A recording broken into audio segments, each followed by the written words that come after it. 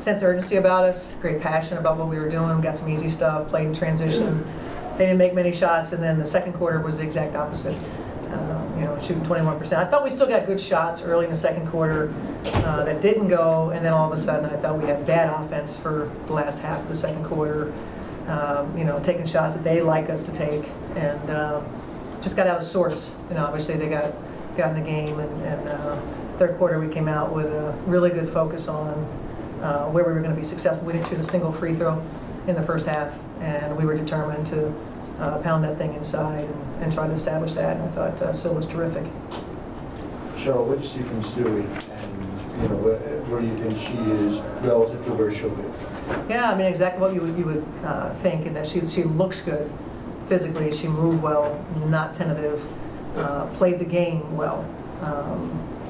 Obviously there's a level of conditioning that you sort of are just trying to survive a little bit, but that was true for a lot of the other players that didn't come off an injury.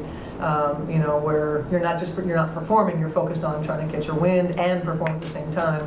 And then obviously the rust of making shots. That would be the most obvious. But I thought it was a great day for Stewie in terms of the first kind of step, next step in her process. Next time we see her on the practice floor, she'll grow a little bit, and next time we play a game, we expect her to be even better. How was the energy today? I mean, all of these different things coming together between the teams reuniting, Team USA, all these Huskies, and then the addition of Kobe's. Just so much. When I think about really starting with yesterday's practice, where I just thought the energy was through the roof. The way that they approach things, and then by the time we get back to the hotel, and then the mood changed drastically. Shoot around was tough, and then the environment here was so good. The celebration of these championship teams, and seeing so many people that we've known through the years, and then obviously the honoring of Kobe and Gigi's life, all of that. It just was. It's just a lot. It's a lot. You go from jarring, to just thrilled with so many ways that USA basketball and UConn have been so outstanding. That was present in the building. So it was a lot, and I think we're all pretty drained, and we'll get a good night's sleep tonight. How do you handle that as a coach and trying to guide your players through that, but also doing yourself? Yeah, I asked a lot of questions of people around me. What do you think they need right now? I haven't been through something like that, and it was sort of this. You got to give them their same routine. You still got to sort of try to be you, do your thing, but also allow them some space, an opportunity to feel what they needed to feel, and just be there for them. We allowed them an opportunity this morning in the locker room to we acknowledged the difficulty of it, and then we gave them an opportunity to share any memories that they wanted to share. And they mostly, it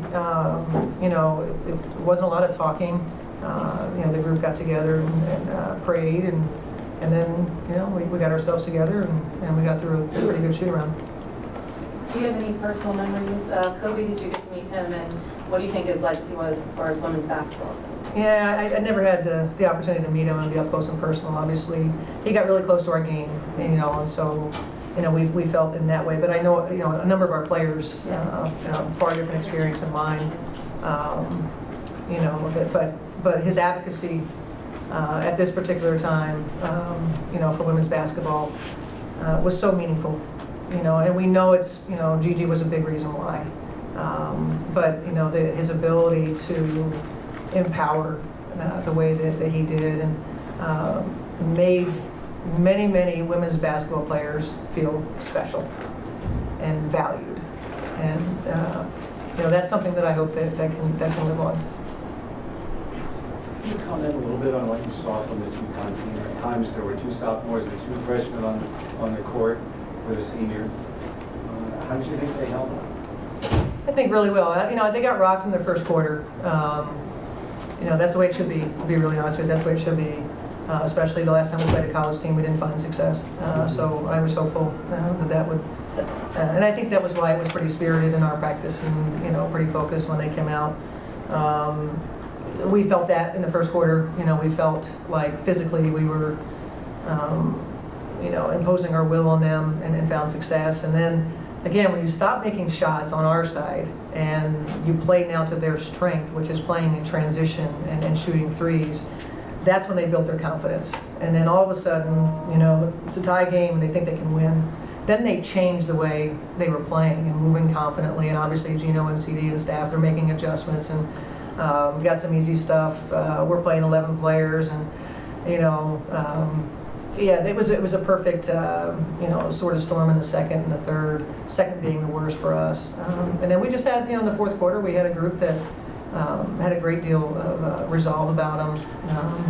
Kelsey Plum gave us a really big kind of burst both defensively, offensively, making shots. McBride was good. Obviously, still established herself in the second half. Chelsea Gray is unbelievable in the pick and roll game, and so we put the ball in her hands a lot in Chelsea Gray's, and she just found people and made easy plays.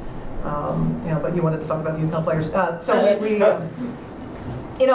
they're hard to play against. And somebody said something about this player being good, so they're third in the country, I think it is, and so and they're obviously well coached. I just enjoy the heck out of watching the style that UConn plays. They play it well. They're confident in it, and they had some players that we're going to see at the next level. Obviously Crystal coming out in this class. Megan Walker's going to be a great pro, and Nelson Odota just. I thought had some really good moments. We got some pretty darn good post players that she's competing with down there. So I think that overall, it doesn't feel good to lose, but I think that it was a successful day for them. Coach, can you talk a little bit about the defensive play on Kristen Williams in particular? It seemed like that was a focus that you wanted the guards to really zone in on defensively yesterday.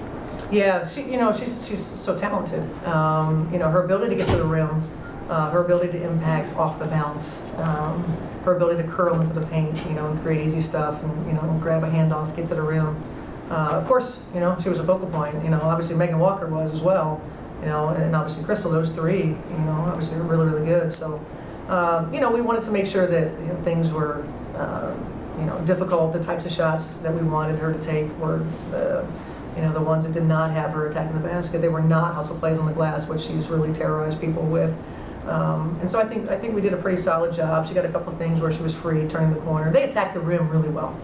I thought, probably the most disappointing part for us might be the fouling situation. We didn't draw as many fouls as we need to, and obviously I thought we fouled a little bit too much, but that was probably the officiating. Coach, I know you said, you released a statement last week that you guys obviously have been in contact with Maya and everything through all this decision making. Was it, I don't know if it was all bittersweet tonight to see her? I mean, you've had a ton of success for her, and we know we're not going to see her again this year. Did you guys talk at all during We did, and if I can say this in the most respectful way, it was such a small part of the day. I just had a chance to talk with her, seeing her for the first time, since the summer. I think it was a bigger deal for Maya, in that this is somebody that hasn't really been around UConn, has not been out quote in public. Think of all the worlds that just merged that Maya has been a part of, the emotions of that, and so I would think that there was a lot going on for Maya. It was absolutely tremendous to see her, along with many other WNBA players, and I think we had the whole league here behind us. I felt their pressure behind me, going, "You better win this game, Reeve." But it was. I thought for Maya, great. I told her I was just really glad that she participated in this very, very important day in honoring those teams that she was such a big part of. Cheryl, you? Yeah, I was going to say, you have a roster, obviously the roster's in flux always and going to this competition, but I noticed that Ariel Atkins has been added. Yeah. Or what went into that decision? And because she's not officially part of the pool, so I'm just kind of trying to figure out how that works and why she's been brought in. They pay me per diem to only coach, Okay. and they tell me who I have today. That's how it works. So I am not a part of that process. I know that it's there's a lot of moving parts, if you will, and so I think, you know, the overriding thing would be for the committee to see as many people as possible. Yeah. And, you know, yeah, just be thorough and make sure that, I mean, you know, we know that there's going to be some really good players that are not going to be on the national team this go around. But I think the combination of existing players, future players, being able to try to do the best you can, bring it all together. You had a chance to see Stewie come back. We're going to see Angel come back. We haven't Yeah. seen her for quite a while. I don't know if you've had much conversation with her, but are you just looking forward to seeing her back out on the court again? Yeah, we saw Sue come back, Diana come back, Skylar come back, Stewie come back, and now we'll see Angel. Angel's already playing. You know, she's playing quite well, I think, in her last outing. I know that she'll be pretty geeked up, I think, to get back in it.